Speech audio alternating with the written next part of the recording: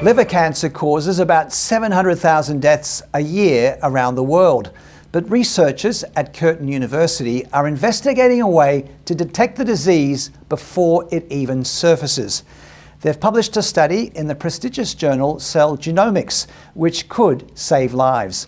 Professor JOHN OLYNYK is Associate Dean at Curtin Medical School, and he joins us now. Professor, welcome.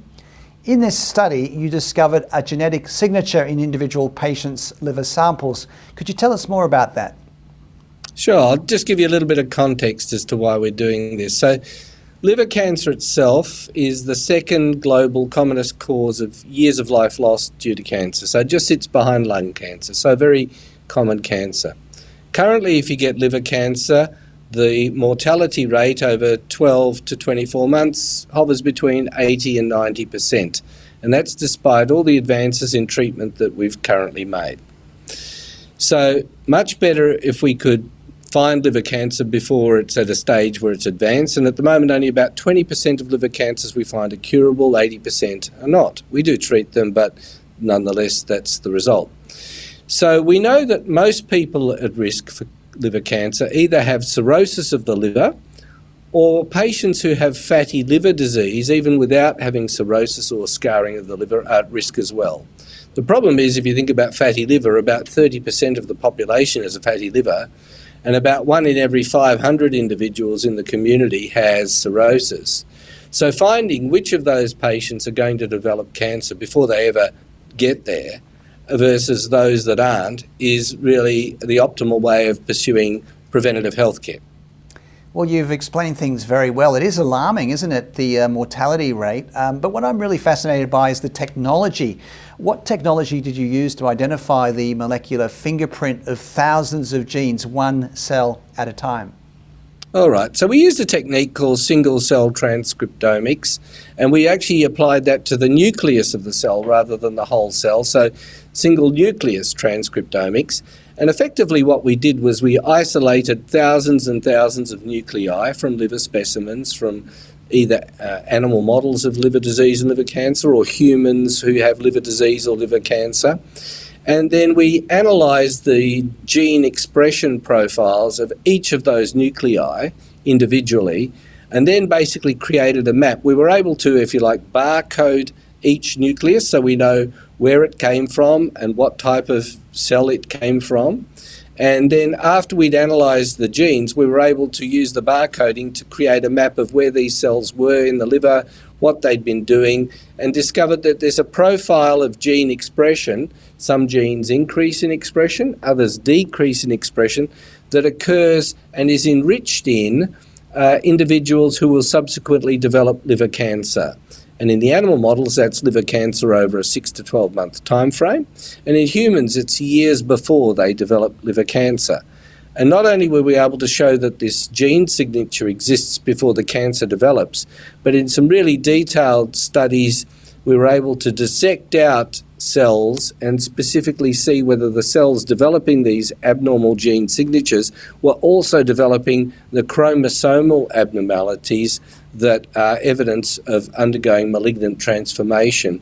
And indeed, in those cells, years before they actually become frankly cancerous cells, we can see the chromosomes starting to change. And so that enabled us to actually say this signature is reflecting what's going on in cells that will subsequently go on to become cancer, and therefore that was the proof positive that this is the process that's really going on.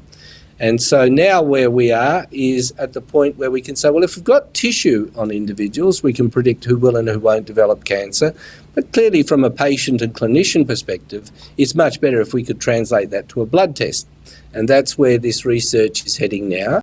Well, you've mentioned how common liver cancer, liver disease is. Around 3,000 Australians per year die from it. So what are your next steps in sharing this information more broadly and making ensure that it does have an impact on our society?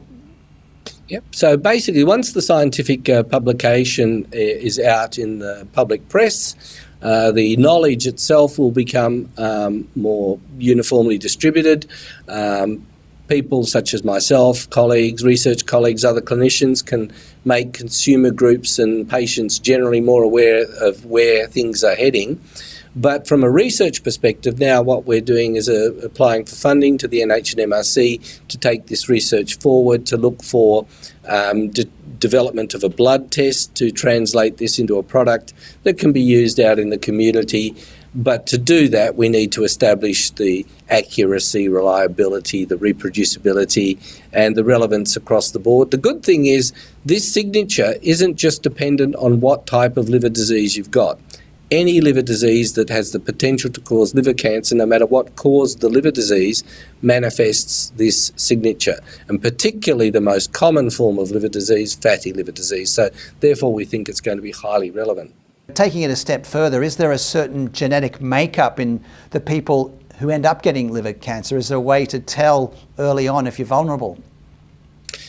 In terms of inherited genes, that's rarely a contributor to liver cancer itself, but the genes that change during the course of progression of liver injury and liver disease, they're the genes that are causing this risk of cancer to develop. So if we can find people with liver disease early, subject them to a test that might be predictive, such as the one that we're looking at developing, then we would be able to profile who to worry about and who not. In fact, the European Association for the Study of Liver Diseases has just released a policy platform in the last few weeks saying that really where liver disease management needs to head globally is the more personalised determination of risk and screening. So at the moment, if we had 100 people with cirrhosis of the liver, we would assume all those 100 people are equally at risk. We would recommend they undergo, for example, an ultrasound every 6 months for the rest of their life to try and detect a cancer before it becomes very big so we can do something about it. But only about 40% of people who we ask to do that actually turn up and do it. And so we actually have problems with what we call compliance with surveillance, which limits the utility of these screening programs. We know that not everybody's equally likely to get liver cancer. And for example, in any 1 year of 100 cirrhotic patients, 1 to 6 of them might develop cancer. The remainder won't. The following year, another 1 to 6 will develop cancer and the rest won't. So if we could work out who the 1 to 6 every year were likely to be versus the over 90% who won't are, that would cut down the clinical workload for people being screened in the community enormously. And also, it would enable patients who don't have risk to be reassured they're a low risk and therefore could move on with their lives with less worry. And those at highest risk to actually know, yes, you are at risk and you really need to comply with these investigations like ultrasounds and or CT scans as appropriate on a frequent interval to detect things before bad things happen. And also it might enable the development of strategies to actually more formally prevent liver cancer in the first place. So diagnosing and treating treatable liver diseases like hepatitis B and C, or alcohol-induced liver disease and stopping alcohol consumption, or fatty liver disease and inducing weight loss and regression of liver disease. They're all important things that can be done in the community.